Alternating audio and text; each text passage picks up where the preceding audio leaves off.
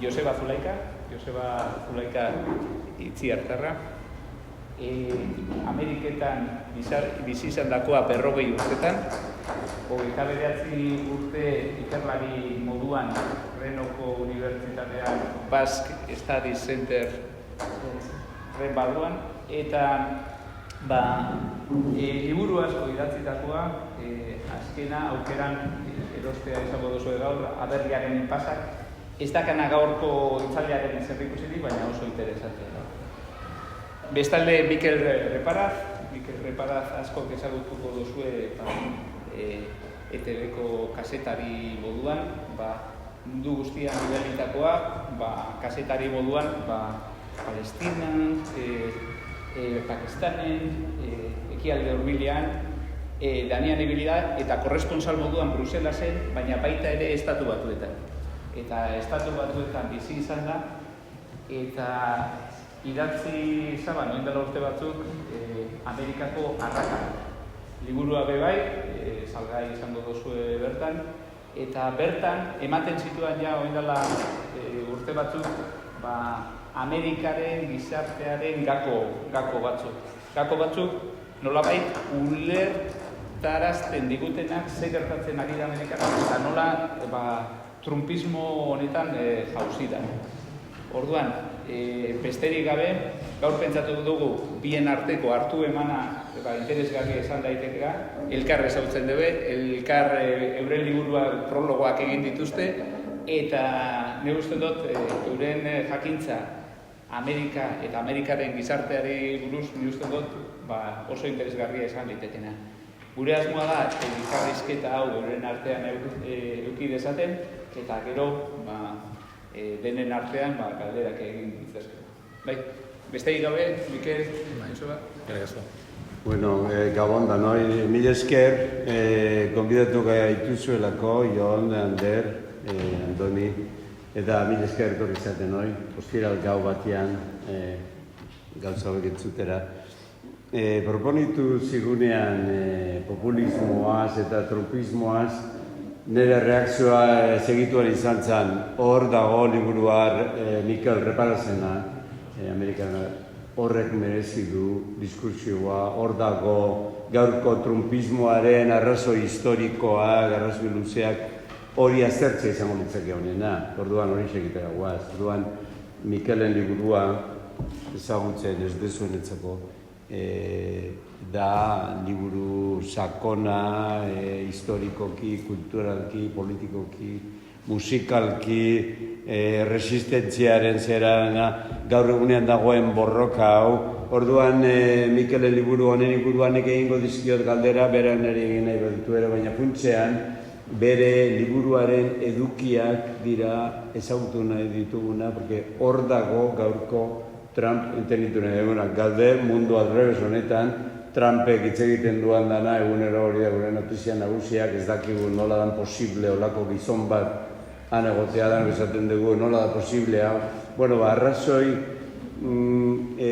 kontekstu horretan Mikelen liburuak asko aportatzen du ulertzeko, porque zaila da ulertzea, ulertezina da, baina behintzat kontekstu historiko horretan lagundu egingo digu. Udan, Mikeleri, nahi beduzu sarrera egin zeuk lehenik? Bai, bueno, arratsaldeon guztioi, eta eskerrik asko Joseba, eta nahi, gonbidatzeagatik. Nik, bueno, zuke galderak egingo dizkiazu, baina nik ere egingo dizkizut zuri. Joseba, ni baino askoz denbora luzeagoz bizi izan da Estatu Batuetan, askoz ere hobe ezagutzen du bertako gizartea, bertan denbora askoz gehiago eman duelako. Ez detonelako egidatzi. Baina esan nahi duana da, nik aportatu dezaket nire ikuspegi periodistikoa, eta nik uste dut berak baduela ezagutza sakon hori, eta, bueno, irakasle batek galderak egitea, sentiarazten hau pixkat, ez dakit. Ni ez periodista orain. Hori da, bueno, geok egingo ditugu galderak, eta saiatuko gara erantzuten hain galdera zailak, ez, azkenean egia da Donald Trumpen bigarren agintaldi honetan ikusten ari garen mundu hau, lehenago aipatzen genuen ez, duela, ez dakit, azkeneko 5 urteotan munduak hartu duen norabidea oso beldurgarria da, zentzu ezberdinetan, zentzu askotan, ez. Pandemiatik hasi eta gaur arte Gazan ikusten ari garena ikusita, ikusten ari garelako momentu historiko importante batean dagoela mundua eta nazioarteko ordena aldatzen ari dela, eta horrek baditu bere azalpenak, badu nik uste dute sorburu bat neurri handi batean, eta hori da maga mugimendua eta trumpismoa eta estatu batuetako eskuin muturreko populismoa, eta Josebak zioen bezala horrek baditu bere sustrai historikoak, eta hori aztertzen, ni bintzat saiatu nintzen, hori aztertzen liburuan, nik uste dute, hortik abiatu gaitezkela, eta gero hitz egin dezakeguela baita ere, Trumpizarratago, hemen Europan ere, nolabait ere, nola ari den kutsatzen hau guztia, politika egiteko modu hori, eta nola Orduan, gu dira 40 minutu berriketan eta gero zuen galderak, zuen zerak. Orduan, sartu egingo naiz ni zuzenean,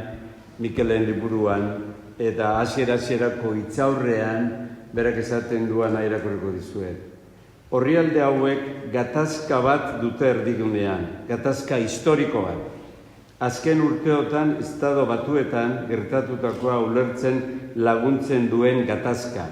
Baita datozen urteotan gertalitekeena ere, gertatzen ari dena, klaro. Lehen demokrazia modernoaren alde ilunenari buruzko liburua dago, edo agian haren aurpegi bistakoenaren gainekoa. Iraultzatik herrialde berri bat eraike zuten desberdintasunez, supremazia zuriaren botereaz, eta hasieratik ari aurre egin dion erresistentziaz diardu. Eta baita trumpismoak berriz handi egin nahi duen Amerika kontzeptuaz ere. Amerika ez baita herrialde edo kontinente bat, arrakalaz betetako ideia bat baizik. Parrafo honetan, hau da, ni hasiko naiz galderak egiten Mikeli, hiru galdera oinarrizko niri etortze zaizkidanak, bada supremazia zuriaren boterea. Ez dago ulertzerik trumpismoa eta Amerikaren historia eta gaur egunek arrazismo supremazista zuri hori entenitu gabe. Hori da, eta liburu osoan, hau da, gai zentral, berak aipatuko dudan bezala. Beste gaia, beste galdera bat, beste zabalagoa da, ideia bat dala Amerika. Horrek, amerikano munduaren sakontasun handia da. Ideia, amets amerikano esaten dana, edo amets gaizto amerikanoa, baina Amerika dauka gauza ideal hori behi existitzen dira, nazio, salbuespeneko nazio badera, ideia horretaz itzein genezake. Eta hirugarren ideia, zentrala, resistentzia, gatazka, burruka bat, gaur egungo Washingtonen dagoen burruka, zeinaren inguruan erabakitzen dan, Amerikaren zea, baina baita ere Europarena, Europako populismo eskuindarrak, eta baita ere dagoen gauden transizio historiko honetan Amerika dominatu duan hegemonia militar horren beherakadakin batera, edo nahi baduzu Txinaren gorapenarekin bakoitzera mundu multipolar honetan, ze garrantzia duen gai hauek, arrazismoarenak, ze txinoak, indoak dira, ez dira, zuriak, hor ondoan, zezanik ez, beltzak, Afrikak, erabat. Orduan, Mikel, sartu zeu, bete-betean, nahi duzun gai hauek, hiru gai horien erezeko dia zentralak daukazu lehenengo horrian, edo lehenengo zarreran. Bai, nik uste dut, askotan estatu batuak iruditzen zaigu ezagutzen ditugula hemendik, ongi ezagutzen ditugula, eta egia da, Hollywoodek, literaturak, musikak erakutsi dizkigu, estatu batuetako propaganda hori guztia barneratuta daukagu, oso barneratua, gure kultura politikoa, kultura zentzu guztietan oso estatu batuarra da, hemen Euskal Herrian bertan, egia da, gu nolabait ere mendebalde deitzen dugunez, eremu geopolitiko horretan garela, edo izan garela, hamarkadetan, estatu batuen nolabaiteko satelite kultural, politiko, ekonomiko bat, ez? Eta, orduan, iruditzen zaigu estatu batuak ongi ezagutzen ditugula. Baina nik uste dut, estatu batuetan badirela klabe batzuk, bere historiari erantzuten diotenak, estatu batuen historiari erantzuten diotenak, ulertzen zaila egiten dutena, benetan sakonki estatu batuetan zer gertatzen den, eta horrek nola eragiten digun, ezagutzeko herrialde horren historiari begiratu behar digula, ez? Oso historia laburra, bide batez. Ni gogoratzen dut nire semeek New Yorkeko eskola publiko batean ikasten zutenean, historia ikasgaia hasten zela George Washingtonekin. George Washingtonek independentzia aldarrikatu zuen eta aita fundatzaileek Filadelfian independentziaren adierazpena sinatu zutenean, momentu horretan hasten da historia, ez? Horren aurretik ez zuten besterik ikasten, ez? Eta neurri handi batean, historia labur horrek ulertarazten du estatu batuek guregan duen eragin hori eta estatu batuek zergatik izan duten eragin hori, ez? Eta batez ere orain gero aipatuko dugun beste gatazka hori nondik datorren, ez? Aita fundatzaileek Jefferson, Washington eta enparauek hango Filadelfiako areto horretan munduko lehenbiziko demokrazia modernoa, ez? Sortu zutenean, independentziaren ostean, iraultza baten ostean, egia esan aurrera pausu ikaragarria eman zuten, ez? Munduan, demokraziarantz, gerora demokrazia liberala izango zen hartarantz, ez? Baina nik dio dana da, momentu hartan, horrelako areto, oso antzeko areto batean, ez? Hori guztia sinatu zutenean Jeffersonek eta Washingtonek eta bar, egitura horretan, demokrazia moderno eta eredu izan den demokrazia horren egituran nolabaiteko monstro bat geratu zitzaian, ez? Da nik horre metafora egiten dut araknido erraldoia deitzen dut, ez? Araknido handia. Zer da araknido handia? Bueno, Jefferson, Washington, demokraziaren eredu diren pertsona hau guztiak jauntxo esklabistak ziren. Jeffersonek 400 gora esklabo zituen bere plantazioan, Washingtonek berdin, eta esklabotza izan zen demokrazia moderno eta berri eta moderno horren oinarrian zeukaten egitura ekonomikoa, ez? Doako laneskua edo Afrikatik ekarritako esklabotza, ez? Orduan, demokrazia horrekin batera, araknido erraldoi horrek, araknido handi horrek, bere armi-arma sarea egin zuen, ez? Egitura horren zutabe, abe eta pilarren artean, ez? Eta horrek beti hor iraundu, ez? Esklabotzak eragin zuena izan zen, Afrikar jatorriko populazio zapaldu bat izan dela estatu batuetan, eta gaur-gaurkoz, 2 mende terdi ondoren, oraindik gutxiengo batek jarraitzen du zapaldua estatu batuetan. Claro, araknido handia da supremazia zuriaren boterea, ez? Eta egiturazko arrazakeria estatu batuetan.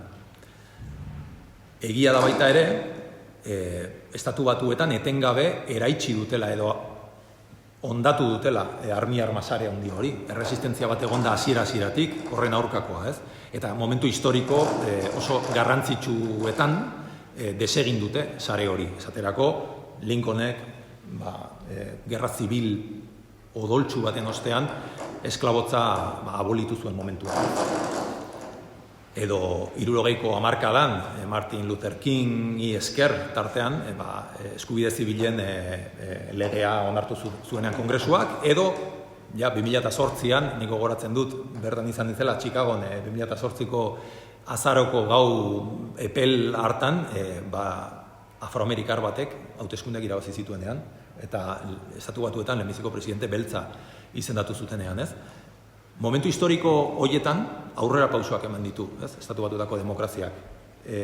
Baina berehala etengabe erreakzioa etorri da, ez? Eta armi-arma sare hori berriz ere eraiki du araknido handiak, hau da, supremazia zuriak. Gerra zibilaren ostean esklabotza abolitu eta estatu batuetako batasuneko armadak hegoaldeko plantazioak eta hegoaldeko estatuak militarki 10 urtez okupatu zuenean, ondoren armada hori erretiratu zenean Jim Crow legeak etorri ziren, hau da, lege segregazionistak. Eta berriz ere praktikan esklabotza itzuli zen, etzen esklabotza, baina praktikan bai. 60ko hamarkadan eskubide zibilen ostean horrelako garaipen handi baten ostean, berriz ere hegoaldean lege segregazionistak onartu zituzten, estatu askotan, Louisiana edo Mississippi bezalako estatuetan, eta Nixonen urteak etorri ziren, ez? Eta Obama, lehen presidente beltzak boterea hartu eta ondoren, berehala, erreakzioa etorri da berriz ere. Inoiz izan den presidente, segurazki, zuriena etorri da, ez? Donald Trump. Eta momentu historiko horretan gaude, erreakzioaren momentu horretan gaude, ez? Eta hau da, etengabe errepikatu den dinamika bat. Momentu baten hori zaten duzu interesantea dana, zuk ezagutzen duzun aktivista beltz bat, esaten duena, gertatu zitzaigun txarrena Obama presidente izatea, imaginatu, zera berrazioa ematen duen horrek. Baina neurri batian, arrazismo hori estali egiten zuen Obama bat presidente izanak. Eta, en cambio, orain, Trumpek azaltzen du benetako egoera. Eta neurri batian, demokratak eta ere beren zerarekin ematen duala arrazismoa gainditua edo atzean gelditu dana, baina beltzak benetan dakite arrazismo ez dala inundikan ere. Zera orduan, hor dago, konexio honetaz gehiago esan dezakezu, ez? Bai, arrazakeria estatu batuetan egiturazkoa delako, ez? Sistemikoa da. Sisteman bertan dago oso barneratua, eta anekdota hutsa izan daiteke, baina ni asko kolpatu ninduen estatu batuetara bizitzera iritsi nire bi semeekin, eta eskolan matrikulatu nituenean bete behar izan nuen formulario hura, ez? Arrazaren formularioa. Bapatean aurrez aurre jarri zidaten paper bat, non nik nire semeak definitu behar nituen, ez? Eta hor zauden kasila guztiak, ez? Zuriak, beltzak, indigenak, asiarrak, Pazifikoko herriak, eta aukeratu egin behartzen duen bat, ez?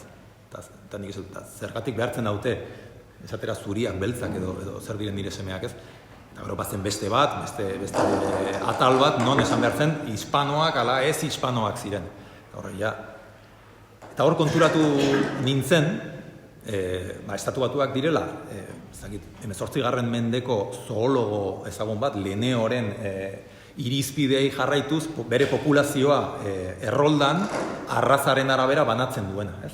Gaur gaurkoz oraindik ere, 10 urtero egiten da estatu batuetan errolda, eta beti egiten da galdera bera, ez? Eta beti egiten dira klasifikazio horiek, ez? Beltzak, zuriak, asiarrak, hispanoak, indigenak. Eta zuk galdetzen baldin badiozu hori estatu batuar bati, eta demokrata bati, edo oso aurrerako ideen bati esango dizu bai, eske beharrezkoa da kategoria horiek mantentzea erroldan, politika, diskriminazio positiboa ekarriko duten politikak egiteko esaterako, hau da, beltzei berdintasuna lortzen laguntzeko tartean, ez? Eta, gero, agian, ikuspegi Europar batetik, konturatzen zara, horrek betikotu egiten duela arrazakeria hori, ez? Eta hori da, estatu batuetan erabar barneratua dagoena. Horregatik, askok diote, diozun bezala, Kwame Rose, Black Lives Matter mugimenduko liderretako batek esaten zuen hori, ez? Obamaren garaiak izan ziren iruzur bat guretzat, ez? Gauzak ez ziren benetan aldatu.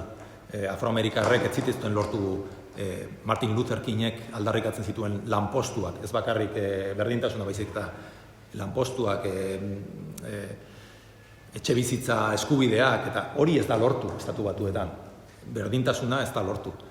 Zer esanik ez, orain gertatzen ari den guztiarekin, etorkinak eta hor daukazu datu bat familia beltz batek urteko irabazpenak dira $16,000, $17,000. Zuri familia batenak 150,000. Ze alde dagoen batez bestekoa, beltzea eta zaren urtean.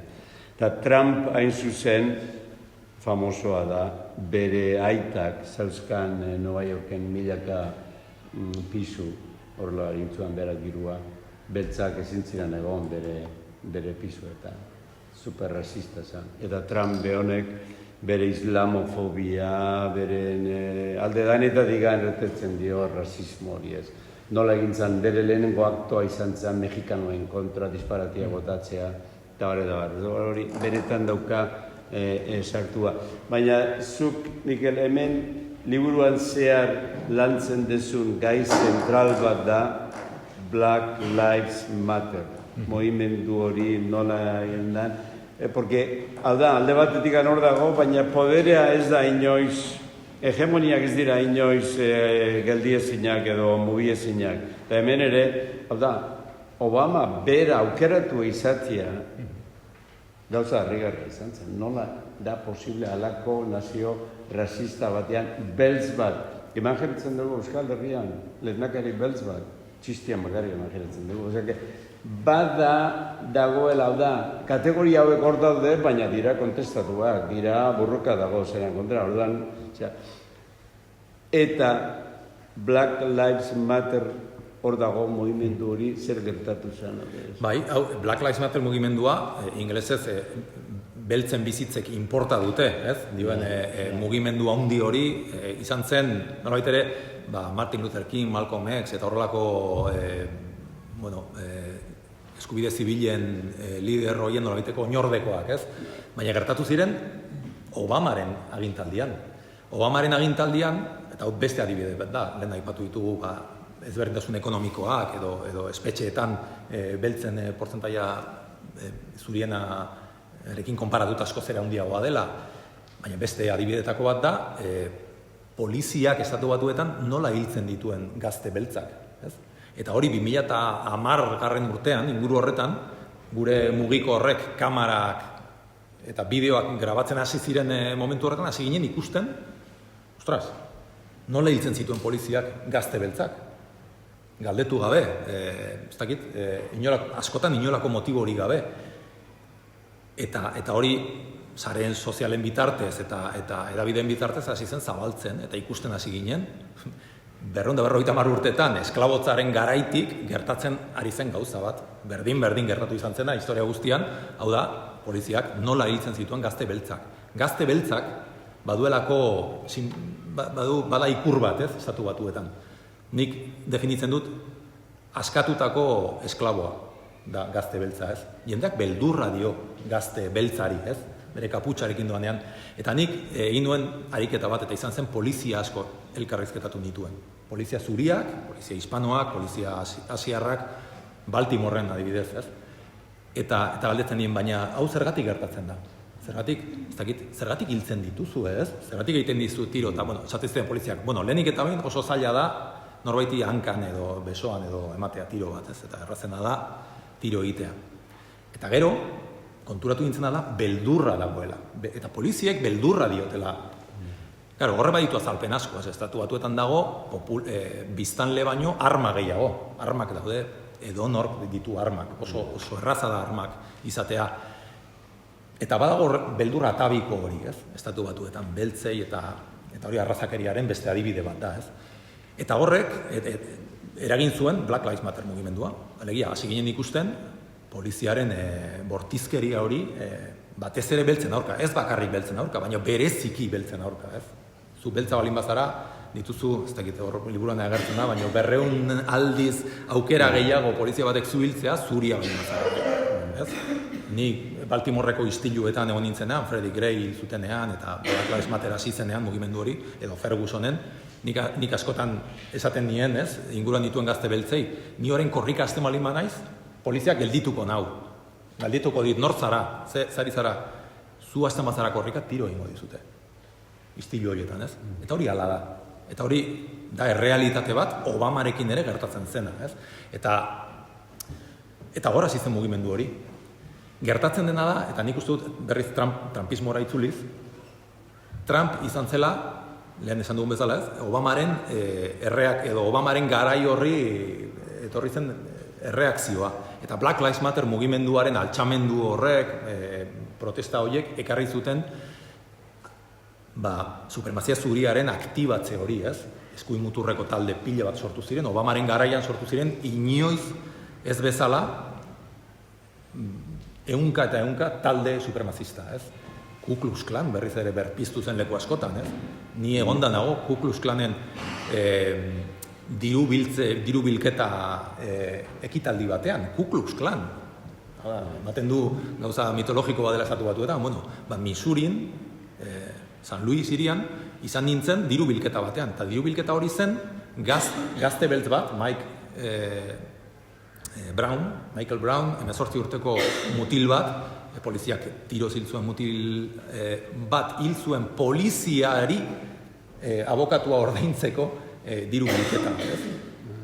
Eta, bueno, hau sortu zen Obamaren garaian, eta gero etorri zen Trumpen erreakzio hori, edo hauteslekuetan nolabait ere materializatu zen hori. Mikel, gaia aldatuz, baina jarraituaz resistentziarekin, liburuaren alderdi zoragarri bada, musikaren resistentziarena, Mikele deskribitzen duana liburuan zehar, hor egon diran, danak ezagunak edo ordi ezagunak ditugun folk musikariak, eta konkretuki badago abesti bat, Strange Fruit, oso dramatikoki deskribitzen desuna.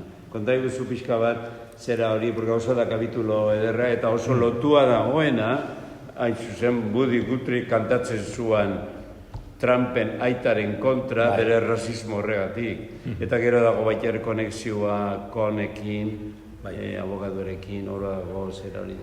Interesantea dela. Hor dago konexio bat Trump eta Trump familia eta hori erresistentzia antirrazista horrekin, ez? Eta Strange Fruit abesti hori da Billie Holiday abeslariarena, eta deskribatzen du lintxamendu bat.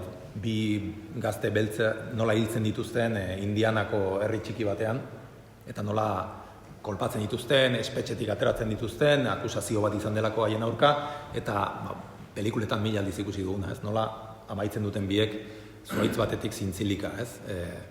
Eta da ikaragarri kantu indartsua, ez? Eta 30. hamarkadan, 30-40 hamarkadan, Billie Holidayen inguruan sortu zen baita ere mugimendu bat, ez? Hor Villagen, New Yorken, hor bazegoelako horrelako mugimendu politiko ezkertiar internazionalista importante bat, hemengo gerra zibilean izan zenak, nazioarteko brigadak eta bar, eta tradizio horrek jarraitu du, eta musika izan da, eta niretzako da, aurkitu nuen bide oso argia eta oso erraza, erresistentzia horri jarraipen historiko hori emateko, ez? Ze hor daude, Billie Holiday dago, baina Buddy Guthrie dago, Buddy Guthrie da Bob Dylanen aita, ez? Artistikoa, ez? Eta Buddy Guthrie zen militante Oklahomako militante antifascista bat, Bigarren Mundu Gerran, bere aita Ku Klux Klanekoa zen, baina berak Bigarren Mundu Gerran eta nazismoaren aurka bere modura borrokatu ondoren bandera hori hartu zuen, ez? Antifasismoarena Estatu Batuetan, eta Buddy Guthrie izan zen gero ora, etorri zen folk mugimendu haundi horren aita, ez? Horretorri ziren Lomax, Bob Dylan, eta beste hainbat, ez? Pete Seeger, bera, Joan Baez. Eta hori guztiek 60ko hamarkadan bere biziko garrantzia izan zuten, ez? Giza eskubideen eta eskubide zibilen borroka horretan. Eta gero, bidea jarraituz, ez dakit izan gara Rage Against the Machine, edo beste, edo hip-hop musikara, ez? Nolabait ere erresistentzia horrek beti hor jarraitu duelako. Eta bitxia da, baina guk esaten dugunean ona itorri zaigula Estatu Batuetako propaganda, ez? Eta Amerika kontzeptu horrena, hau da imperioa, Amerika da imperioa azkenean, ez? Guretzat botere imperial bat da, ez? Edo izan da. Horrekin batera iritsi zaigo baita erresistentziaren mezua. Eta Europara etorri dira borroka asko eta konkista sozial asko Estatu Batuetatik. 70. hamarkadan adibidez, feminismoaren borroka Estatu Batuetan hasi zen, garai horretan ez eta Europara etorri zen. Beraz, esan nahi duana da, Estatu Batuetatik ere iritsi zaigula beste bide hori, ez? Baina egia da, Estatu Batuak ez daudela ulertzerik, gatazka horri begiratu gabe. Gero, horrekin batera beste gaia, Mikel, hau da, Amerikak daukan bere imagina ideia hori, Amerikaren ideia, Amerikaren amets hori, the American Dream. Eta Trumpen logoa maga da, Make America Great Again, Amerika egin dezagun berriro handia. Orduan hor dago terreno hori, hemendik begiratuta ematen du fantasia hutsa dela, baina da fantasia bat benetan amerikano politika eta amerikano psikea ulertzeko garrantzitsua dana. Amerikak nola ze imaginatzen duan bera dan, bera nazio berezi bezala, eta orain ere, eta klaro, ikusten doanean orain, Txina gaurre hartzen diola, ekonomian, inkluso teknologian, munduaren zeran, hori eraman ezin hori, porque gugera hemen, duan, zerbait horretaz ere esan beharko da. Bai. Beste gai handi bada, claro. Bai, hori da, Amerika kontzeptu hori eta Amerikar ametsa, ez? Beti, behin eta berriz entzuten den zerbait da estatu batuetan, herrialde hau etorkinek eraiki zuten. Herrialde hau da, etorkinek eraikitako herri bat, eta da munduko segurazki herri anitzena, ez? Eragin gehien izan duena, leku ezberdinetatik, eta horrek eman dio aberastasuna gizarteari, eta baita ekonomiari, ez, azkenean, ez? Eta hori egia da, etorkinek egindakoa da, baina ez etorkinek bakarrik. Etorkinek eraikitako gizarte eta herrialde bat da, baita ere, bertara joan nahi ez zuten esklabuak eraman zituztelako, edo bertan bizi ziren herri indigenak zapaldu eta desagertarazi zituztelako, hor genozidio handi bat gertatu zen, 1850ko hamarkadan gutxi gora bera. Hori guztia ere bada estatu batuetako historia, ez? Baina bai, eta hori agian zuk nik baino askoz ere ezagutzen duzu, ez? Nola mito horrek, Amerikar ametsarena eta Amerika kontzeptuarenak nola bita ere biltzen duen estatu batuetako gizartea, ez? Orain erabat zatitua dagoen gizarte bat da. Bi gizarte paralelo daude estatu batuetan. Eta nik askotan pentsatu, zerk batzen ditu bi herrialde horiek, ez? Eta bururatzen zaizkit bi gauza bakarrik. Eta da Dolly Parton. Dolly Parton da demokratak eta republikanoak bi aldeak biltzen dituen segurazki pertsonaia bakarra estatu batuetan. Orain gaixo dago, uste dute, orain ospitalean dagoela. Dolly Parton eta estatu batuetako bandera. Amerika, ez? Ez dakit horrekin ados zauden. Bai. Eta gero dago figura literario bat, zuk amaitzen dezuna kameran, Rawls horrek ikartzen duena, Great Gatsby, Gatsby handia. Gatsby handia da Fitzgeraldek idatzi zuen novela bat, 1920 hamarkadako Nueva Yorketaz, aurrarezan epoka bat, jazz epoka bat, diruarena, zerarena, eta zera horretan novela honen personaje hau da El Gran Gatsby. Eta Gatsby honen definizio zera da, Fitzgeraldek maiztuki definizioa da, fantasia kolosal bat, bere aberastasuna, bere posibilidadeena, bere zeraena, dana da. Eta nola bait, Las Vegas da gaur eguneko kultura Gatsby horrena, eta Trumpek dauka Las Vegasen torre handi bat, urrezko zerarekin bere gauza danak bezala, Trump, eta da Gatsby berria, eta Gatsby honen poderea da, fantasiaren poderean horren dira, eta Trumpek berak aitortu izan du, nik egiten dena jendeari beren fantasiak eman, bere fantasiaren. Eta, bueno, populismoaren alderdi bat da, zuk jendearen, fantasiak da moneda bat bi alderdi dituna. Alde batetikan, zuzera munduko handiena, munduko honena, munduko da hori da Trump, Amerikan da, dana da, eta beste aldertikan da, fantasia horrek egiten du, bertako ez dana superpeligrosoa. Orduan dana da emergentzia, Trumpek dana egiten du emergentzia da, orduan bere nahi duena, haide imponitzen bere podere, kuasi autokrata, kuasi diktatoriala, dana emergentziak, bildurra dagoelako bestaldian. Moneda berdinaren irrealismo horren zera da novela, el Gatsby handia. Eta nik uste gaurko Amerika desarrollatzen du edo izpilatzen du oso bereziki. Krisian dago, imaginao, porque ja ez da lengua. Eta orduan hortik dago Amerikaren ondo ezaren klabe handi bat. Gero, klaro, fantasizko zera horrekin dator Amerika dela imperio militarra, baina militarra beste dozein nazio baino 10 aldiz gehiago.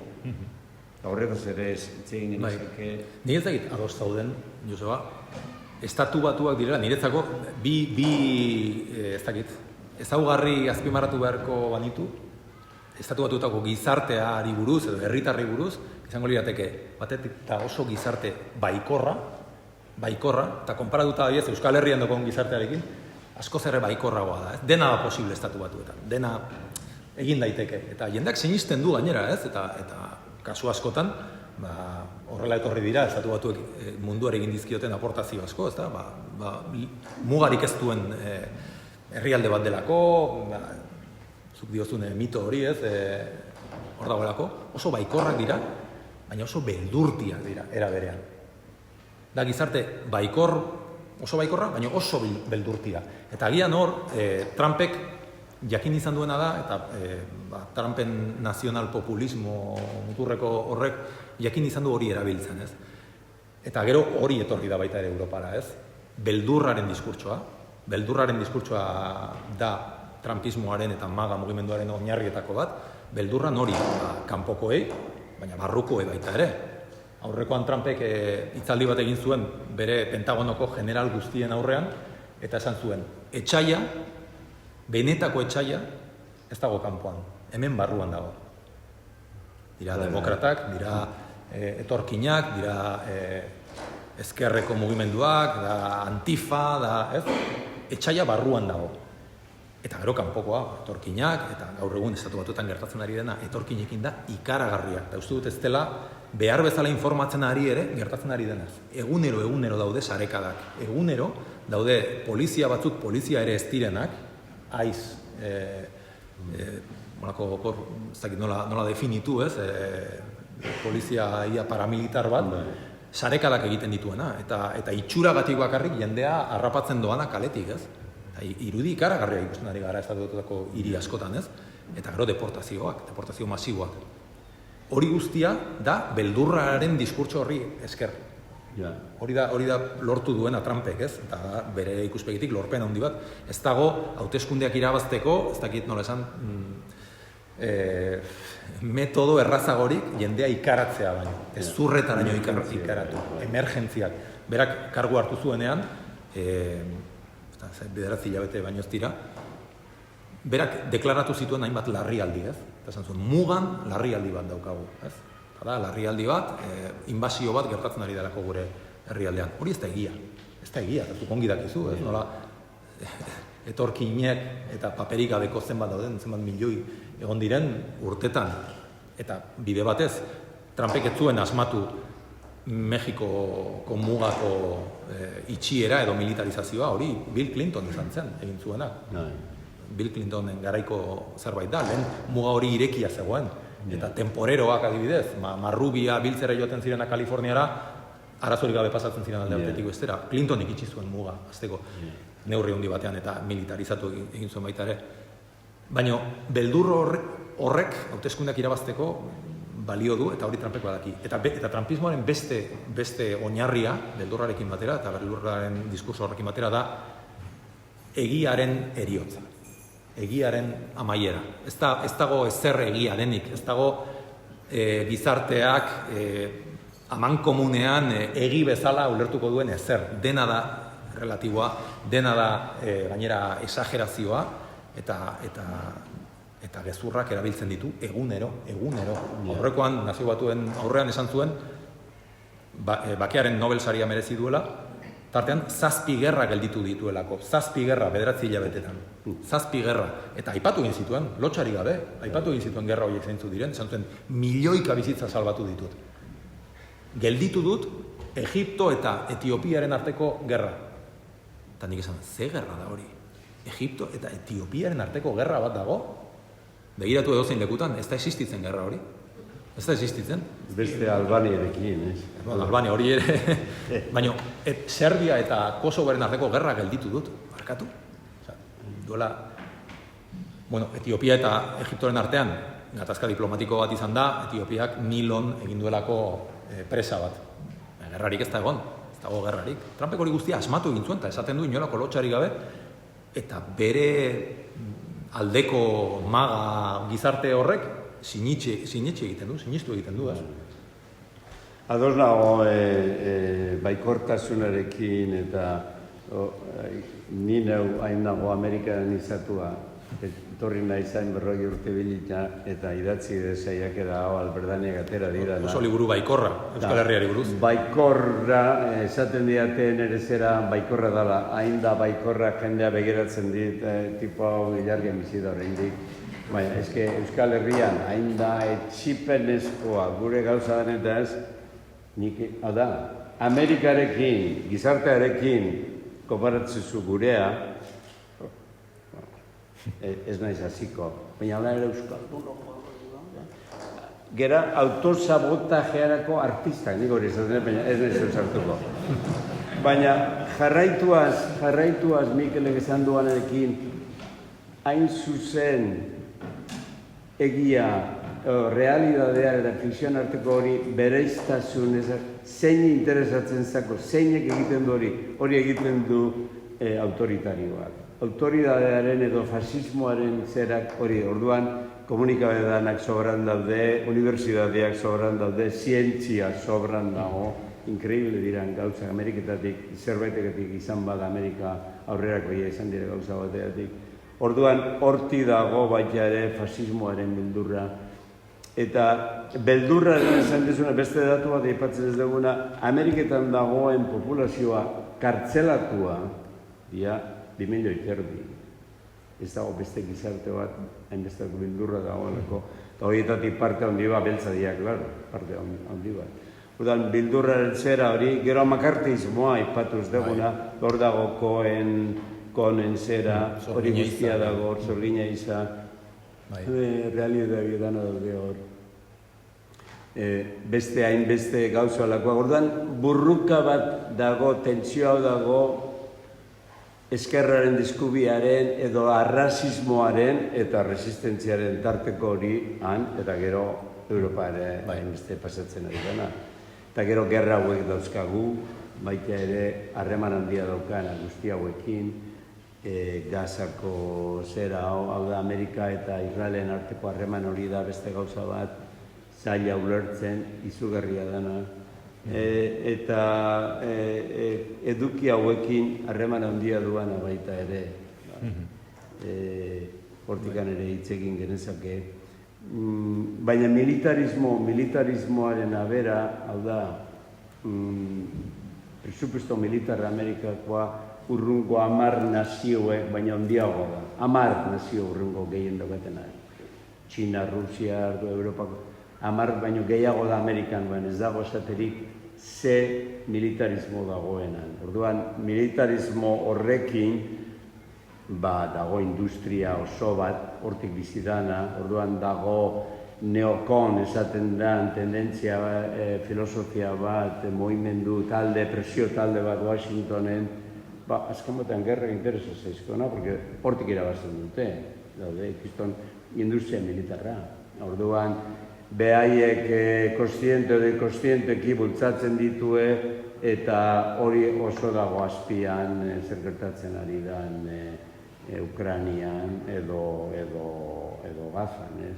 Alegia, hor dago industria militar bat, hor dago zeak Eisenhowerrek 50 hamarkadan ja abisatu zuen Amerikentzako kezka handiena edo arriskua handiena zala komplejo militar industrialak inposatzen zuen. Horixe gertatu da, orduan horrek kondizionatzen du asko hauteskundeak, kondizionatzen du bi partiduek, demokratak ere ez dira hortik libratzen, demokratak ere behar dute Wall Streeteko eta diruaren zea, orduan demokratak ere harrapatuta daude lobby judioak izugarrizko poderea du, alegia judio edo lobby horren esku daude hango senaduko eta kongresoko kide guztiak dauden labait honen lobby honen poltsikoan. Hori interesgarria da, orain Gazan gertatzen ari dena ere ulertzeko. AIPAC da lobby israeldarra edo sionista estatu batuetan, ez? Washingtonen egoitza du lobby horrek, eta politikan sartzen den edozein politikari, bai demokrata edo bai errepublikanoa, zinegotzi izateko hautagai den momentutik, AIPAC erakunde horrek dirua sartzen dio kanpainan. Hasieratik denek jasotzen dute AIPACen diru laguntza horiek. Eta gerora, jakina, kanpaina guztiak bai senaturako, bai kongresurako, bai estatuko parlamentuetarako, eta bar, finantziatzen dizkie. Eta lobby horrek bere lana egiten du hasieratik. Horregatik ez dago... Israelgo bizitak imar dizu. Israelgo bizitak egite dituzte, Israelgo agintariak etortzen direnean bilerak egite dituzte, ni AIPACen egondanago bere egoitzan eta ikaragarria da leku bat, ikaragarrizko botere ekonomikoa dago, ez? Nik ez berdinduko nuke judutarrak, estatu batuko judutarrak eta lobby israeldarra edo lobby sionista, ez? Estatu batuetan ere badago, gizartearen parte handi bat, judutarrak direnak, judutarrek izan dute paper erresistentzia horretan, paper ezinbestekoa, beraien borroka horretan, supremazia zuriaren aurka, judutarrek jokatu dute paper oso importantea. Baina lobby israeldar horrek egia da hasieratik politikariak nolaitere abduzitzen dituela, eta ikaragarria da ikustea nola hamarkadetan, orain ja hori aldatzen ari da, nik uste pixka bat. Baina nola ez den inork ez duen inoiz Israelen aurkako neurorik hartu. Eta okupazioak iraunduen denbora guztian, hartu diren nazioarteko legediak urratu dituztenean, eta zergatik askotan, eta hori Mikel Aiestaran lankideak askotan esaten duen gauza bat da, Israel delako finean, estatu batuetako banderaren izar bat gehiago. Eta hori hala da.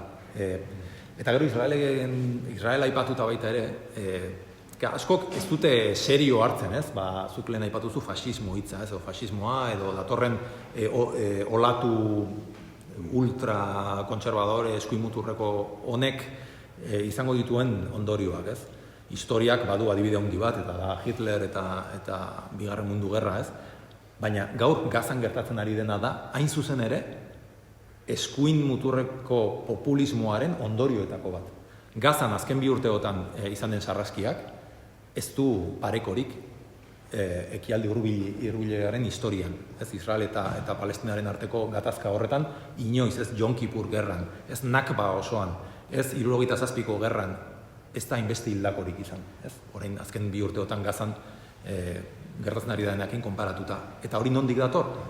Benjamin Netanyahu eta bere sozio eskuinmuturreko populista horien gandik. Horiek baditu ondorioak azkenean eskuinmuturrak eta Trumpen kasuan, nik uste dut, oraindik ez dela iritsi puntu horretara, eta hor aipatu ditugu etorkinen aurkako segada horiek eta deportazio masibo horiek, eta oso kezkagarria da estatu batuetan gertatzen ari dena, baina uste dut, oraindik pausu hori ez dela gertatu, baino inork ez ere egiten ez badu estatu batuetan, eta alderdi demokrata ez bada egituratzen, eta ez balin badu benetako oposizio bat sortzen, estatu batuetako bide autoritarismora doan bide horrek helmuga joko du. Eta Trumpek badaki hori. Trumpek gaur egun estatu batuetan botere guztiak ditu kontrolpean. Legislatiboa, bi ganberak, kongresua bere esku du. Ejekutiboa, zer esanik ez, auzitegi gorenean, eta auzitegi gorena da estatu batuetako erakunde importanteena eta boteretsuena. Besteak beste epaileek ez daukatelako mugarik, ez, vitalizioak dira, kargu horiek, 9 epailetik 6 dira maga, dira Trumpen aldekoak. Eta gero, agian importanteena, nire ustez, behintzat, da teknologia. Enpresa teknologiko handiak, Mark Zuckerberg, Jeff Bezos edo Elon Musk lerratuta daude erabat Trumpekin. Eta Trumpek badaki botere osoa duela orain. Agian datorren urtean hauteskunde legislatiboa datoz, midterm edo legealdi erdiko hauteskundeak, eta hor agian gehiengoak aldatuko dira, ez dakit, baina orain badaki 2 urteotan erabateko boterea daukala Trumpek, eta aurrerapausoak ematen ari da autoritarismo horretarantz. Eta esan nahi nuena da, hau Israelekin lotuz, autoritarismo horrek ondorioak dituela. Eta gaur egun, ikusten ari gara, zuzenean, genozidio bat gure pantailetan. Eta hau da horren ondorio. Ez nahi duena da, ez dela broma bat gertatzen ari dena estatu batuetan. Ja. Eta Europan, eta nola ari den zabaltzen eskuinmuturreko populismo hori eta ideologia hori. Mikel, zera pixka bat arpegi baikor hori aizaltzeko.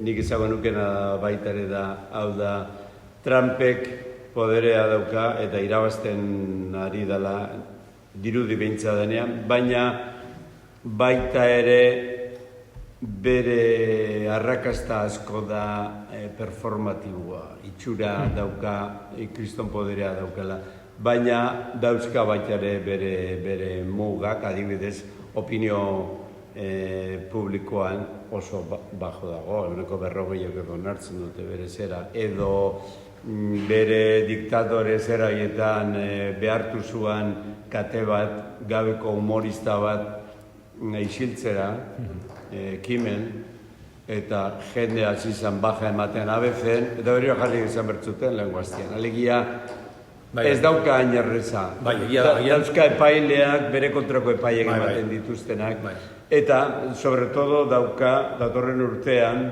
gauza normal badi joaz, aunque, edo zer gauza, galduko du benetan poderea zeran kamaran. Eta orduan ezingo duzea, eta etorko zaizko igual impeachmentak eta berriro. Alegia... Horekak. Eta boterearen muga hori badela ez dut. Eta zean, Gazako zeran, publiko amerikanoan lehen aldiz, jendea jarri da palestinoen alde. Hori da izugarrizko aldaketa historikoa amerikanoentzako. Alegia, berak badaki, gazte jendia sobre todo, TikToken bede informatzen direnak orain TikTok ere kontrolatzea dijoaz da hauen bendarrazio nagusia, porque TikToken bitartez gazte jendea enteratu desekretatzen den, eta jarri dira erabat Israelen kontra. Orduan, hau da podere izkutu horretzako izugarrizko zera hortikan dauka baitaren eta inago galako presa orain bere genozidioa amaitzeko, baina guztiontan ere aldaketa dator, movimendu hau dago, eta hor ikaragarria dana da Israelek, orain dela azkeneko 20 urte hauetan, hor badago general bat, hau garbi izaten duena beren YouTubeko zeratan, Israele proposatu zuan, iraiaren ondoren, inguruko 7 nazioen aldatu beharra zegoela beren gobernua. Iran, Irak, Siria, Libano, Libia, faltatzeko bakarrik Iran. Eta Iranen kontra gerra dator. Baina Iran beste gauza bat da, Iran ez da Libia, edo ez da. Eta hor dago bestalde Iranek sortu dituen harremanak Rusiarekin eta BRICSekin, alegia Amerika ez dauka oraino goirruteko boderea inundikan ere. Haida galtzen boderea uste du berak, baina ez du lehen bezala kontrolatzen. Eta aldaketa hau dator, eta Trumpen zera zentzu horretan beherapena, kolapso hau azeleratzen ari da Trump bere isolazionismoarekin. India bidalia Txinaren orbitara adibidez, holako zera diena katastrofikoak politikoki bere ignorantziatik egiten dituenak. Orduan Trump bai, ari da zera, baina... Bai, argi dago, geopolitikoki hau guztia ere badela nolabait ere estatu batuen boterearen eta hegemoniaren gainbeheraren sintoma bat, ez? Gertatzen ari den guztia estatu batuetan, barruan gertatzen ari den hori horrek ahuldu egiten duelako estatu batuen boterea kanpoan, ez? Eta gero egia da baita ere Josebak diona, estatu batuetan demokrazia bat den aldetik eta oraindik demokrazia bat da estatu batuetako sistema, baditu bere orekak eta mugak, ez? Presidenteari jartzen dizkiotenak eta datorren urtean segurazko dugu. Itxita dago gobernua, eta demokratak itxi egin dute. Gobernua ez da ari funtzionatzen. Ez diotelako eman baimenik. Da demokraten joko arriskutsu bat, baina azaltzen da bere neurria. Alegia, Trumpek izin du ala dana egin. Azkeneko galdera bat, jendari utzi aurretik, zu izan zera, han kazetaria, urte guzti horiek, eta horrein zera kazetaria, nola ematen dira berriak zera honetaz, ETB-ri ze notizia interesatzen zitzaion handik, zu naizen duen Bob Dylan eta zerbait egire detzizuten utzi ezaguelako orduan, edo zuk zeure lanetaz ere inoiz reflexio egin dezu eman oten ikun alderdi zerak, horretaz zerbait ezagizu, alako lan, niretzeko gaur egunuko eroeak dira periodista hauek, handaudenak, gazan daudenak, gure atatzen duzu kidea bezala, ez? Bueno, gazan ezin dugu sartu eta gazan dauden kazetaria dira palestinarrak. Hiltzen ari direnak, 200 gora hil dituzte. Oie dira benetako eroiak. Orduan, kazetaritza lanak gaur egun nola da posible? Bai, kazetaritza lanak nik uste dut inoiz ez bezala zentzua daukala gaur egun, lehen aipatzen genuenagatik, ez? Gezurrak, desinformazioak dituen eraginengatik, eta gure lana nik uste dut oso importantea dela, agian inoiz baino importanteagoa, horre aurre egiteko.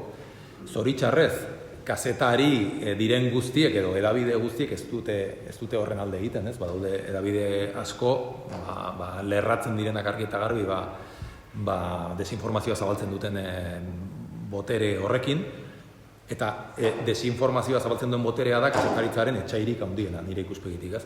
Eta gero nik uste dut, kazetari bezala guk egiten dugun lana, eta nola esan, dela lan bat kontraesanez betea dagoena, nik egunero ditut kontraesanak, eta oso zaila da azaltzea historikoki oso importantea den garai batean gainera, ekaitzaren erdian gauden momentu honetan, azaltzea zer ari den gertatzen benetan, eta ekaitza baretzen denean nola geratuko den mundu hau, ez? Hori oso zaila da, hori azaltzen. Ekaitzaren erdian, pixkat urruti dago ikusten, ez? Eta hori da nik askotan obsesionatzen dagoen gai bat da, ez? Ezin dugu hori ongi azaldu. Nik uste dut kazetaritza onaren klabe bat dela humiltasuna eta zintzotasuna. Nik uste dut hori eta egia bilatzeko modua hori dela, ez? Humiltasuna eta zintzotasuna. Eta nik uste dut, eta etengabe ikastea, ez? Eta ez sartzea zure lan horretan beste agenda batzuk, ez? Baina oso zaila da gaur egun hori argi ikustea. Eta gero, zuk aipatu zuzakit, EITB-ren edo Euskal Herrian nazioartea azaltzeak zer eskatzen duen, edo zer... Nik uste dut, oso importantea dela azaltzea, munduan gertatzen ari diren mugimendu askok hemen eragina dute. Eta munduan gertatzen ari den ordena aldaketa bat, nazioarteko ordena aldatzen ari da, ekialde hurbilean, Rusian, Asian, hori azaltzea. BRICS mugimendua, adibidez, Txinaren botereak nola aldatu dituen aliantzak eta botere horekak munduan, eta horrek ze eragin izanen dituen, hori azaltzea ere ezinbestekoa da, ez? Gure ikuspegitik, gu Europan gaudelako, Europako bazter batean, eta guri eragiten digulako munduan gertatzen ari den guztiak, ez? Beraz, dalan zail bat da, eta kontraesanez betea dagoena, eta askotan, nik esaten dut, askotan nik EITB-en lan egiten dut, eta agian EITB-en lan egingo ez banu ez nituzke ikusiko EITB-en informatiboak askotan, ez? Nik nire buruari egiten diodan hausnarketa bat da askotan, ez? Baina, da lan bat erabat imperfektua dena, oso zaila delako, azaltzea gertatzen ari dena, interes asko daudelako, zeharkatzen dutenak kazetaritza eta distortzionatzen dutena gure lana, baina saiatzen jarraitu gara. Nik uste dut kazetaritza inoiz ez bezala oso importantea dela. Uholde batean, desinformazio uholde batean, edateko ura delako eskasena, eta bilatu behar dena. Edangarria den ura, bilatzen oso zaila da. Baina guk hori eman behar dugu, edangarria den ura, informazio uholde handi horretan. Bueno, nik uste ja, Europa eta ez dugu zer itzegin, Europa entzako ze konsekuentzia duzkan trumpismoa. Nik uste orain konturatu gerala ginala Amerikaren kolonia bat, ez orain enteratu da Europa. Osa, Trumpek bera alderdi hona bat dauzka, ez natzen ari gera. Bueno, orduan, nik uste galderako momentua da, ikiko dituzute 20.000 galdera, guk dana dakigu. Oso ondo, beraz, aurrera, BBC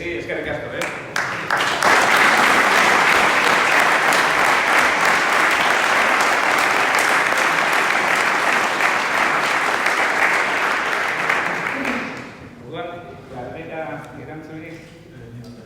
Bai. Bueno, nengo eskerrik asko entzun izan.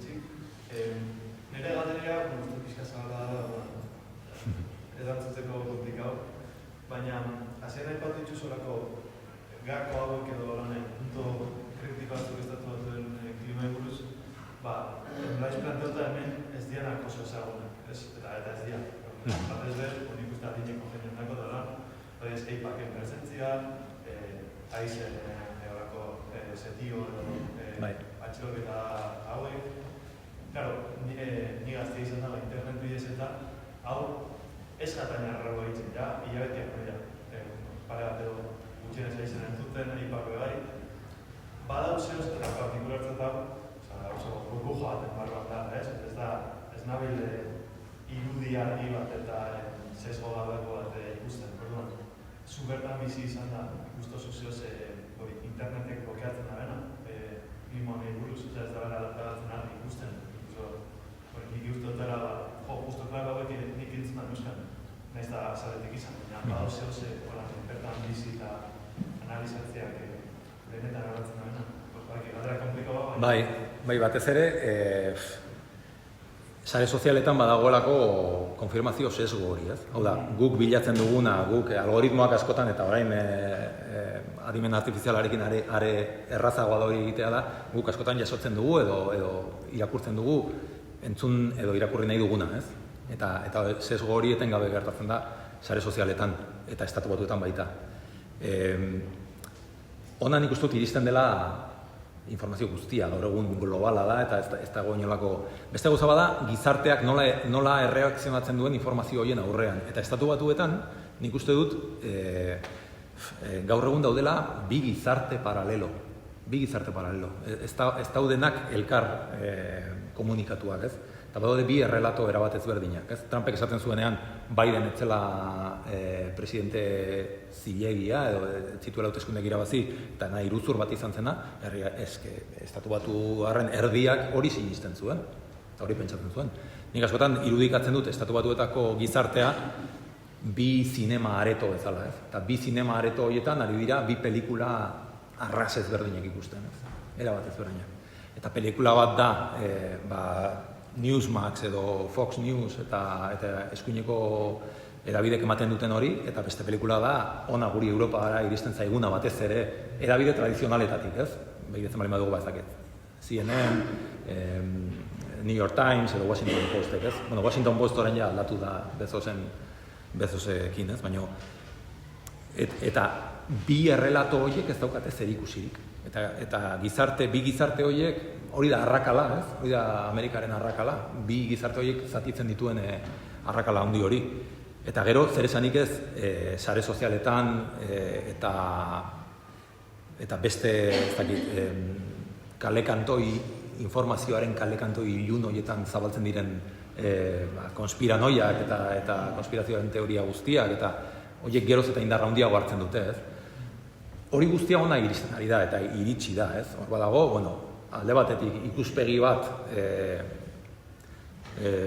erabat, ez dakit, eskuinetik ikusten dena erabat moralista eta ez progresismoaren eta wokismoaren mundu hori, ez? Eta gero bestetik, badago beste aldetik ikusten dena, fasismo bezala, eskuin muturraren ideologia hori, eta erabat zatitua dago, eta Europan erabat barneratuta dago hori. Agian estatu batuetatik ikusita, badaude beste klabe batzuk guk ulertzen ez ditugunak, edo hola, ez dakit, esaterako, nik askotan jartzen dudan adibidea da, armen kultura, ez? Bi hitz kontra jarri dira, kultura eta armak, ez? Baina estatu batuetan bada armen kultura bat, guk agian ulertzen ez duguna, ez? Armen kultura, zergatik da askatasunaren, agian hemendik askotan iruditzen zaigu gauza kontra jarri bat, zergatik da askatasunaren ikur bat AR-15 arma semiautomatiko bat izan alizatea, zure etxean, ez? Eta AR-15 arma semiautomatiko bat, oda gerra arma bat, izatea iPhone bat baino merkeagoa, denda batean. Hori ulergaitza egiten zaigu askotan, ez? Eta hori askatasunarekin lotzea gainera. Gu aske gara armak ditugulako, eta arma horiek bermatzen dute gure askatasuna, ez? Eta milizia armatuak, eskuin muturreko diren milizia armatu batzuk, egotea, horrek ahalbidetzen du gizartearen askatasuna. Zergatik, noizbait altxatuko direlako tirano baten aurka, ez? Eta gobernuan Washingtonen tirano bat baldin badago, milizia horiek botere hartuko dute. Eta hori dago, konstituzioan dago. Hori konstituzioan bertan zuzenketetako bat da, ez? Agian klabe horiek dira askotan hemendik, ez? Eta badakite, gero eta ezagunagoa dago guztia eta jende. Baina, bai, gure ikuspegia agian ez dago, edo ez dakit beste klabe eman, estatu batuetatik, baina nik azpimarratuko nukena da zatiketa hori, erabateko inkomunikazio hori. Ez dago errelato komun bat, estatu batuetan. Baina, Europan gero eta gutxiago. Baina,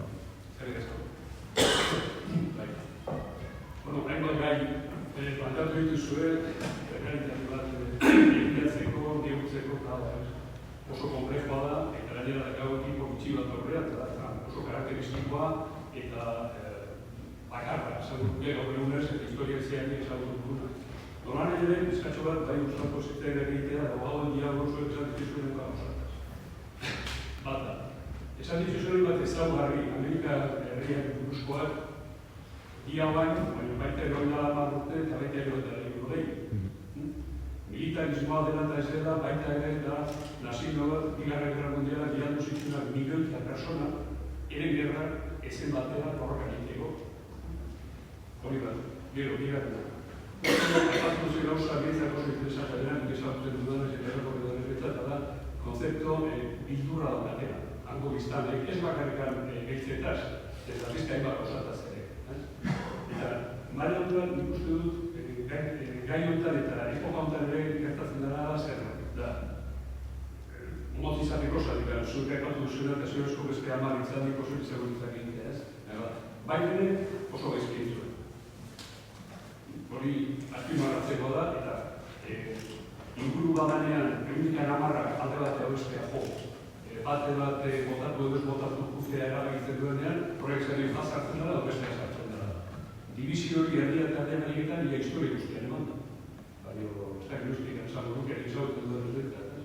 Eta gero, aipatzeko nik esan duke, zuen ez duzuen aipatu, eta niretzako garrantzitsua dena. Eta da, zenbatereneko hemen ez da jolasten ere Trump berezitasunekin aparte duzita, beste errealitate bat, zer ikusio dakara Amerikaren bildurrarekin. Hori ekonomia liberala da.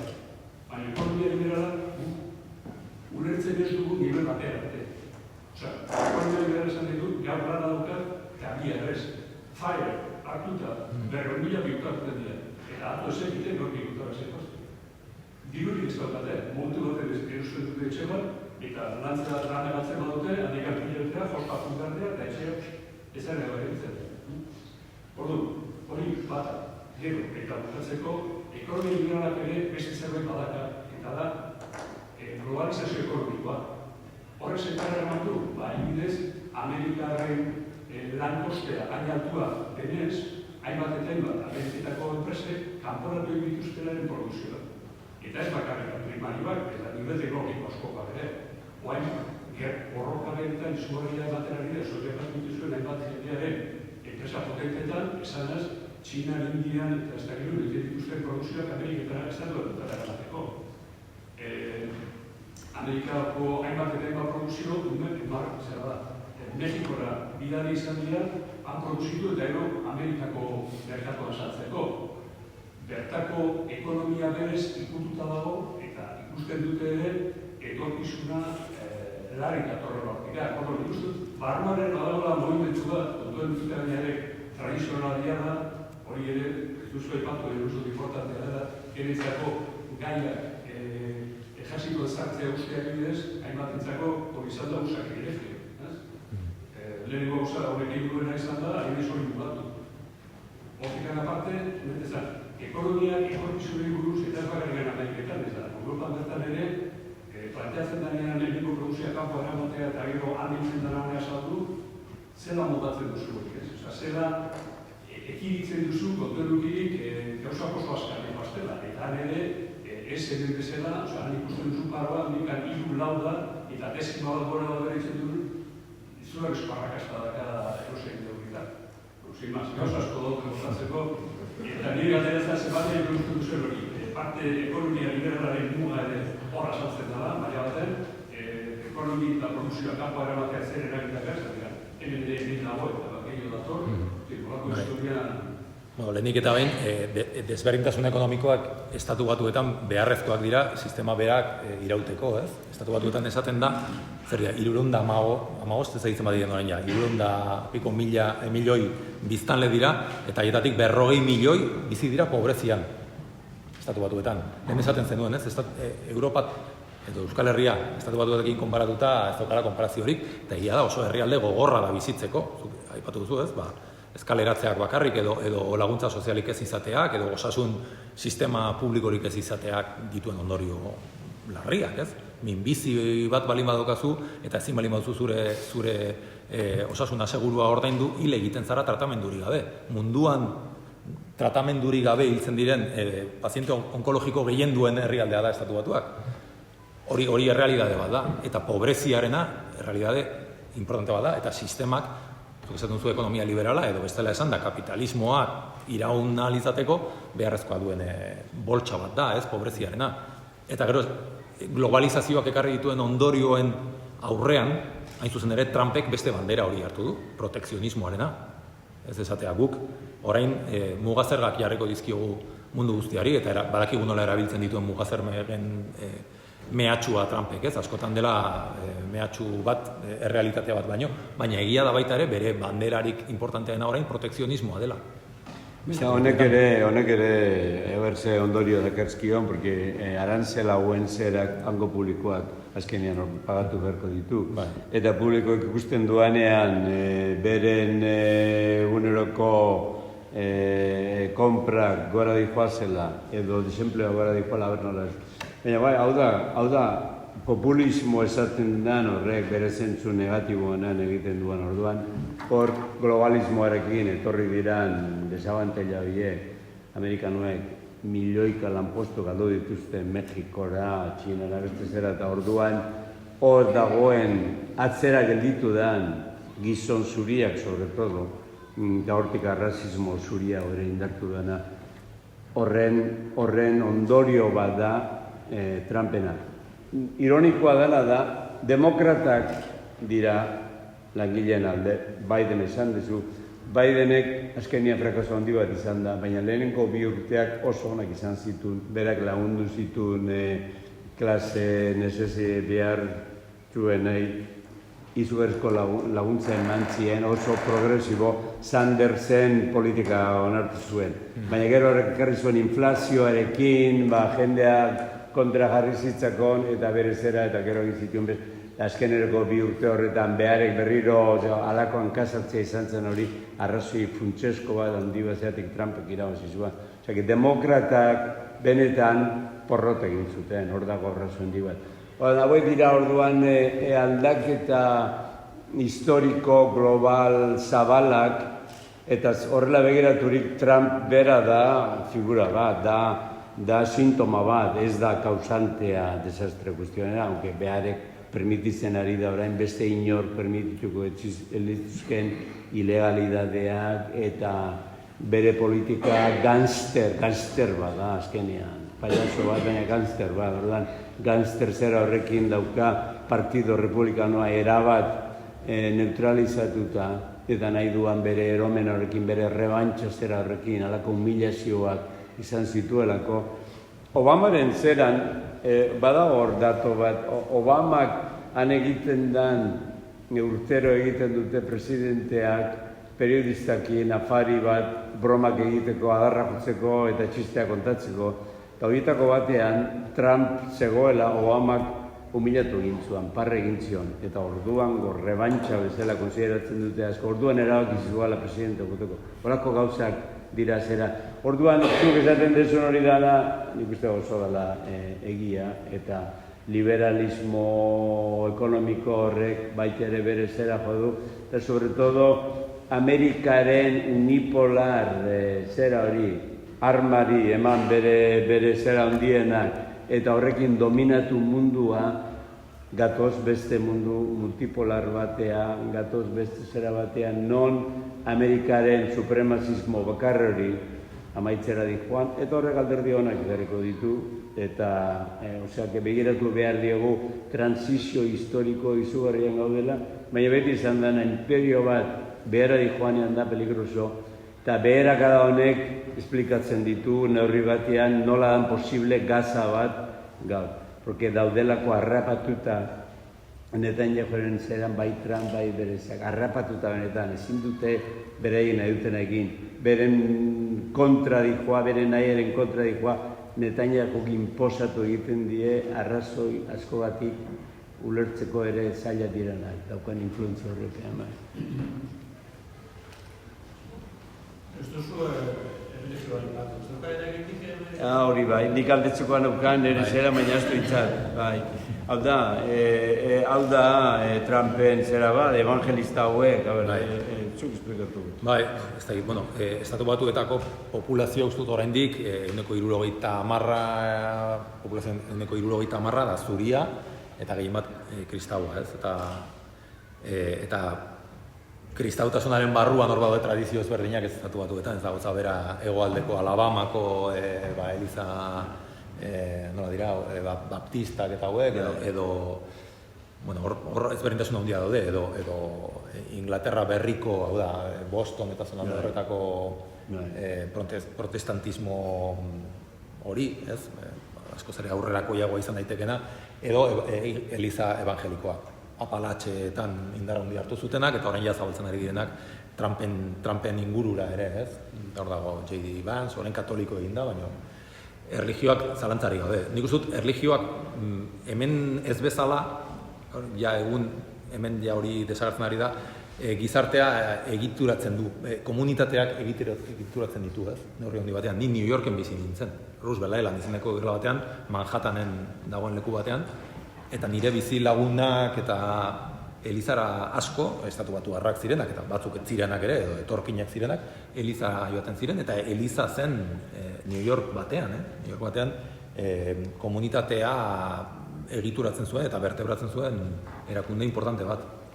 New York batean zen, New Yorkek ez dauka zer ikusirik, Zurrenon edo Nevadan bizi zinen, gizarte erabat ezberdina da, baina Estatu Batuetan erlijioak izugarrizko boterea du, oraindik ere ez. Eta beraz, evangelikoen eliza hauek hartu duten botere handi horrek, alderdi republikano barruan, eragin handia izan dute, baina ja Trump iritsi aurretik, ez? Nik uste dute, Tea Party eta garai horretan. Zera honetan adibidez, Trumpen papela da hori onartua da. Erlijio persona batek ezin bada ulertu Trump dala tiporik da. Ez religio zera, tiporik blasfemoena, tiporik gauza zentzu danetan hain da evidentia, baina naiz eta bera izan mensajero zera dago jendea sinisten duena, bera dela, de hecho, jangoikoak bidalitako zera bat, gauza klabea abortua da. Abortuaren zera eta abortuaren horre egiteko Korte Supremoko hautagaiak berak konservadoreak egingo zitula, superkonservadoreak. Mundu honek kalkulatzen da 45 milioi fundamentalista daude Ameriketan, irakurtzen dute periodikoa, munduaren azkena, behaiek ezagutuko dutela, sinisten dutenak. Eta Israeleko zera eta irakurtzen dute klabe horretan, horretorreko dela Armagedon munduaren azkena, egongo dela gerra zera bat, horrela daude 45 milioi. Mundu horretan Trump bezalako ero batek nahi duena esan, nahi duena egin, bere botoa daukate, porque bizio religioso horretan, Ameriketa ulertzea zaila da horregatik fantasiaren podere kolosala, hau da parte bat. Da zati bat, nik uste dut maga mugimendua ez duela definitzen erlijioak. Eta hor badago, orain dela gutxi erahil zuten Charlie Kirk, Charlie Kirken kasua, berak bai erlijiotik edo konservadurismo klasikotik begiratzen ziola honi, evangelikoen elizaren nolabait ere filtro horrekin, eta horrek magaren zati handi bat elkartzen du, baina ez da hori bakarrik. Maga hori baino askoz ere gehiago da, ez? Da erreakzio bat, da antisistema ideologia bat, sorreran behintzat, sistema... Trumpen gandik eskubirago gauz askotan. Bai. Eta Trump, jakina, Trump ez da, inoiz ez da izan persona erligiotsu bat, ez? Gazte Europa eskor bezala, populismoa definitzen da, arazo honbixi, soluzio zinbiliak motio bezala. Hau da, segurtasun falta, gero produkzio falta, liberalismo ekonomikoa, edo kapitalismo basatia. Eta Europa ekarriz, ez da bai populismoa puntu euskogun arazo honbixi, hau da, demografia, ekonomia ez, desindustrializazioa, produkzio falta, Draghi txostena dago, edo krisis instituzionales, bintzat Amerikan instituzio identidade potente baduke, hemen Europa mailan, oso kriston instituzio ondixek oso burokratizauak, eta ja, nazio mailan, Euskari mailan, bebai, identidade mailan, kultura mailan, hori tokitzen gaitzen, krisia, edo desagerpen, ez da hori populismoa arazo ondixei soluzionei ez proposatzea. Nik uste dut Europa bezala hortan gara. Hau da, zuk begiratzen diozu Europari edo Kanadari eta ez dauka nazio bezala misioaren zentzu hori, idea hori. Amerika idea bat da. Amerikanoan bere idea da, gu gera hemen importantiak, gu gera lehenak, militarki, ekonomikoki, kulturalki danean.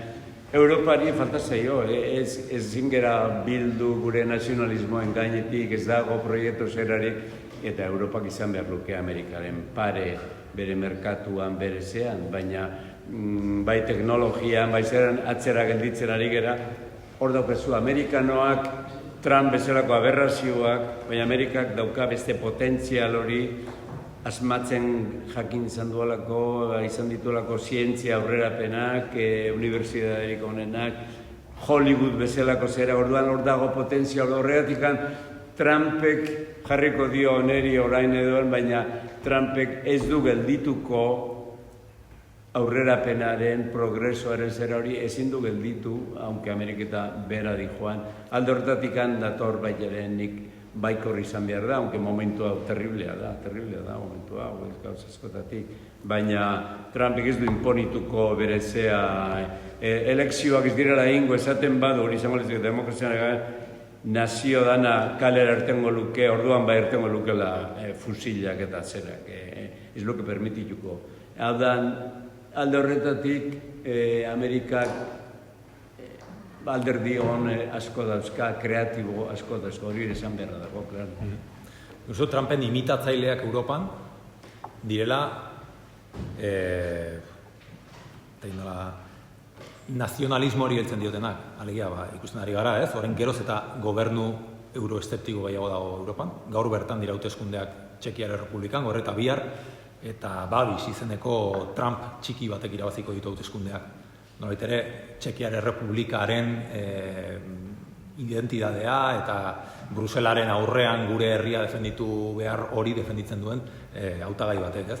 Eta nik uste Europa horrek, alegia, estatu batuetan nazionalpopulismo horrek batu balin badu herrialdea, esaten genuen, ez? Dolly Parton eta bandera estatu batu harra, ez? Hemen Europan ez dago horrelak hori. Hemen Europan populismo hori eta Trumpen imitatzaile horiek egiten dutena da Europa zatitu eta Europa hautsi, ez? Eta hori da ikusten ari garena, geroz eta aulagoa den Europar batasuna munduaren aurrean, bai ekonomikoki, bai, zer esanik ez, militarki existitzen ez den, ez? Segurtasun bakarra ez dagoelako, eta besteak beste oroitu behar delako, eta nik uste dut irudikatu behar dela irudi hori, estatu batuen aterkiaren pean eraikitako ekonomia, politika eta Europar batasun bat daukagulako, ez? Oraindik gaurkoz, iaia estatu batuetako armadaren okupazio pean dagoelako Europar batasuna. Munduko baserik handiena Alemanian dago, Rammstein, Eta Europar Batasun osoan, ez dakit, 100.000 soldadu estatu batuaren inguru ditugu, ez? Baseak, hemendik ere gertu badaude, errota, badaude base militar horiek. Oraindik, estatu batuen aterkiaren pean dago Europa. Eta noiz hori desagertzen balin bada, eta egon da horrelako amago bat, ez?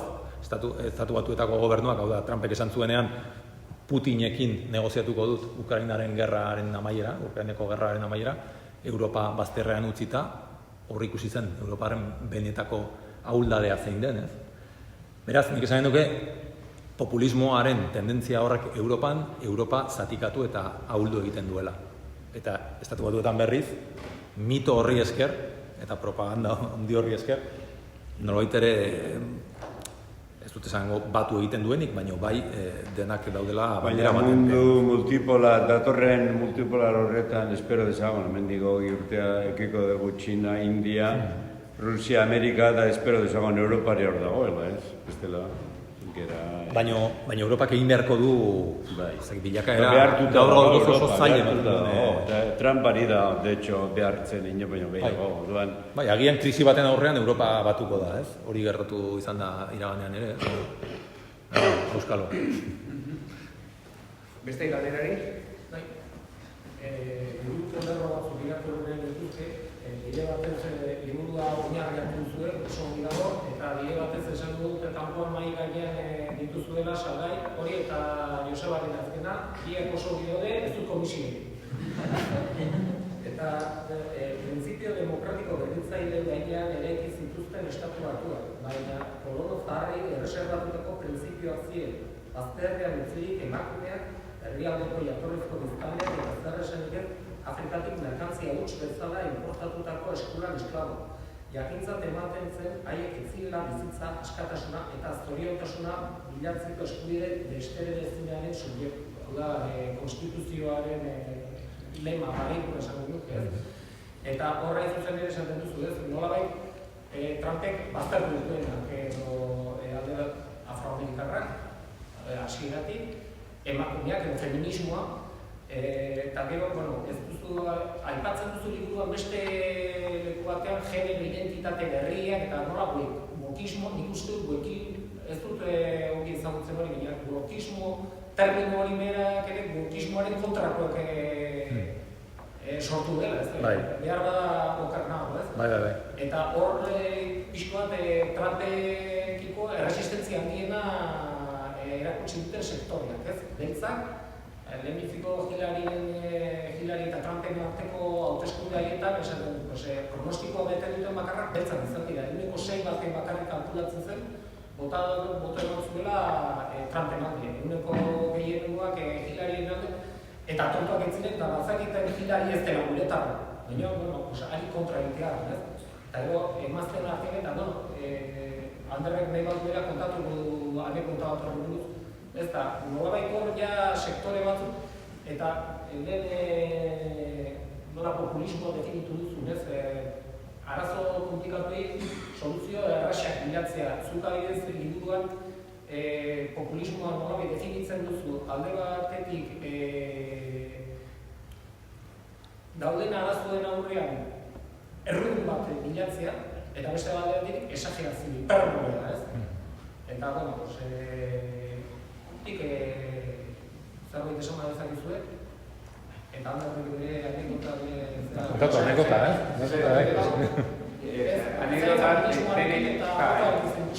beri tokatu jatan, Kanada estatu batuetan hauan, egon zanean debatea Kamala Harris eta Trumpen artean. Eta mensajeak, Trumpenak, lehenko debateak galdu izan.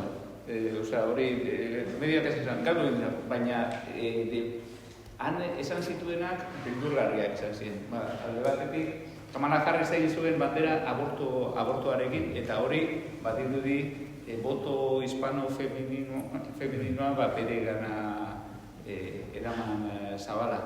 Baina bestetik esan zituan beste gauza batzuen artean, zeuek kamarari seinalatuz 11 milioi pertsona ilegal utzi dituzu esatuen, eta nik bota ingo ditut estatu batuetatik.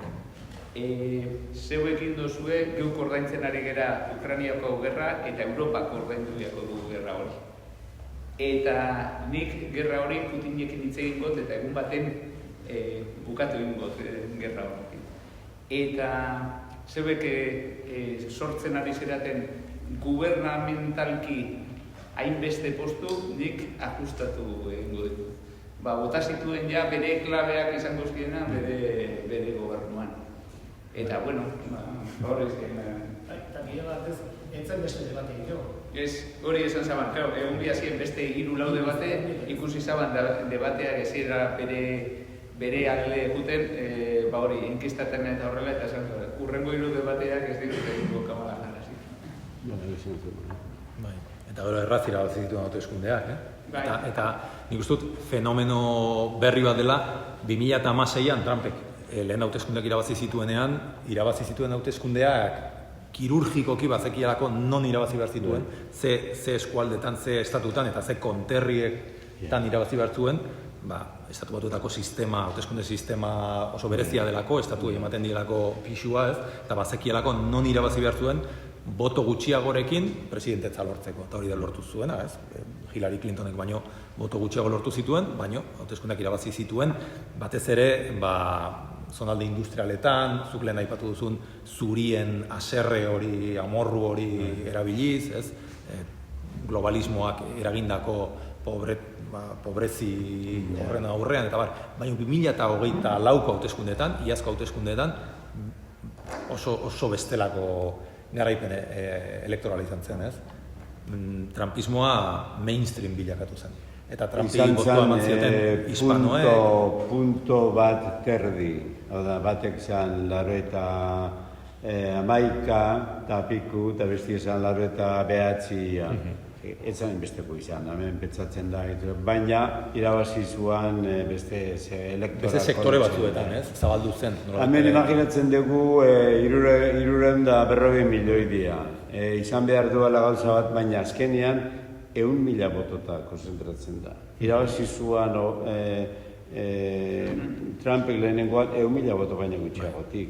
Era berean demokratak ere ale, eta hor rasismoa, ikusteko detaile bat, rasismoa zenbateraino dagoen sartuan, Johnsonek, 60 hamarkadera joanez, pasatu zituen zibil legeak beltzen kontra arrasismoa ja legalki etzuan onartzen. Lege zibiloie pasatu zituen Luther Kingekin eta bat, zur estaduko rasistei alako amorru eman zien, une horretan galdu zitun demokratei botua emate zizkoten 6 edo 7 estadu betirako. Oklahoma, zurreko zera, estadu horiek 6 estadu beti arrezkero lehen demokrata republikan nahi. Rasismoa ze sartuta dagoen. Johnsonek demokratak egin zuelako hori urrungo urtean, urrungo zeatan, Nixonerekin hasi eta orduan elekzio horien zera da 100.000ko botako zera, eta hor orduan hankasartze bat, hor orduan zera bat horregoten da zerari, eta orduan Trumpek eta Bidenen katastrofia totala, baina ez zen hainbesteko irabazpena, izan punto terdi. Bai, agian ulertu ez duenaren zat, garai hortaraino alderdi demokrata zen segregazioaren alderdia. Segregazioaren alde zegoena, hegoaldeko estatuetan, eta hor buelta eman zuen. Johnsonek hori aldatu zuen, eta gaur egun, asko kezat dute Lincolnen alderdia, alderdi republikanoa bilakatu da, arrazismoaren alderdia, eta bere tradizioa beti izan da kontrakoa, ez? Oso ondo, beste galderarik ez badau, eskerrik asko berriro ere.